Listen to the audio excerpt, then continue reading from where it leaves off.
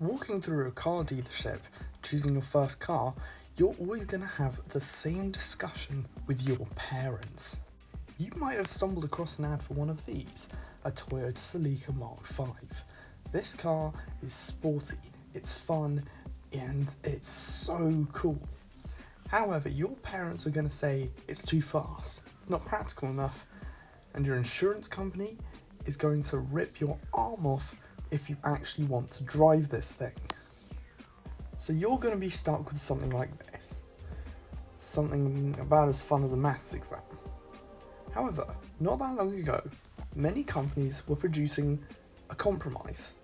A sports car, which was not only fun and cool, but it was cheap to insure and great for younger drivers.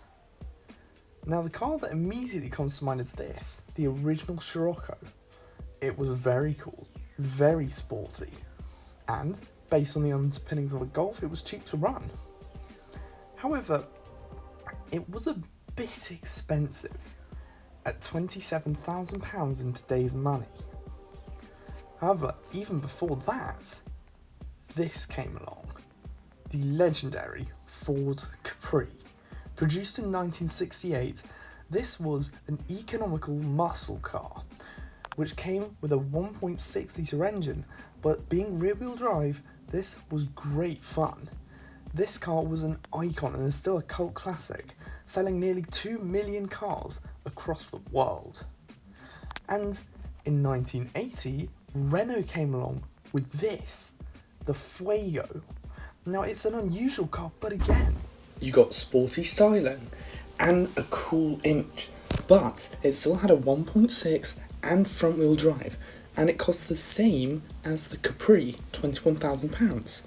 However, for £15,000, you could have got one of these, an Isuzu Piazza Turbo. Now you may have never heard of this car, but this thing is awesome. It's rear wheel drive, designed by Giugiaro, and with Japanese reliability and a turbocharger, it would have been ideal for a young driver.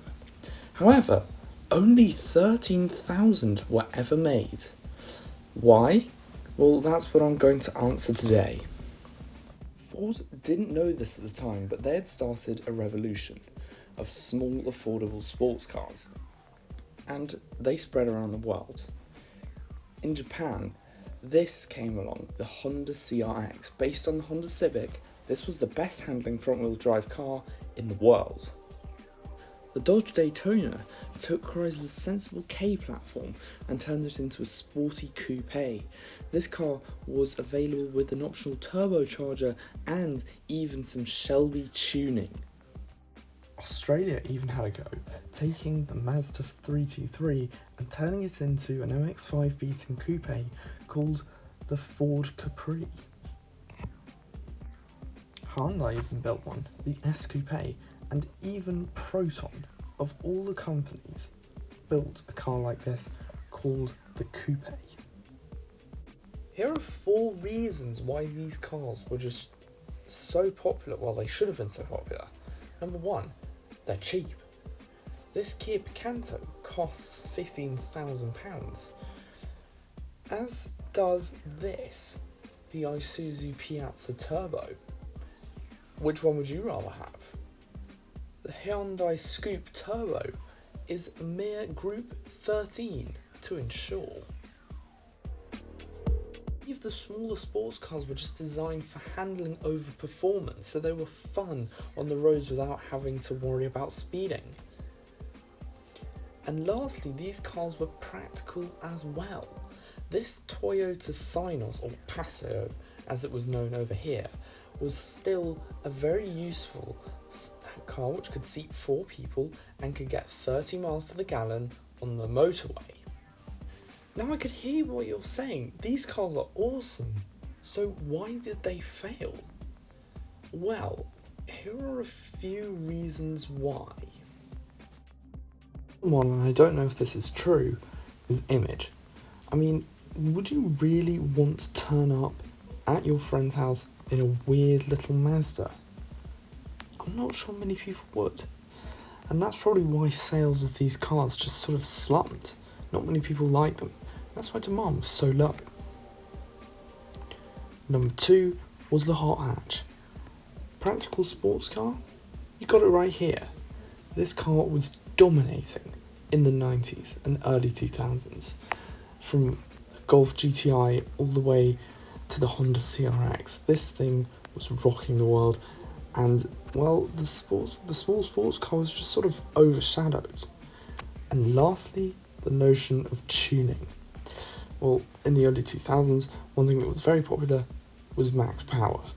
Things like this, where you could take your boring, normal hatchback and turn it into something crazy like this. So now, if you want one of these cars today, you're out of luck. They're very, very rare. Let me just give you 3 examples. The Toyota Synos. There are just 134 left. The Nissan 100NX, 78. And the Hyundai Coupe, 11. Now, the only modern equivalent to any of these cars is this, the Renault Twingo GT. So it turns out these cars were perfect, but unfortunately, we ran out of time to save them, and now they're a thing of the past. Do you think they'll ever come back?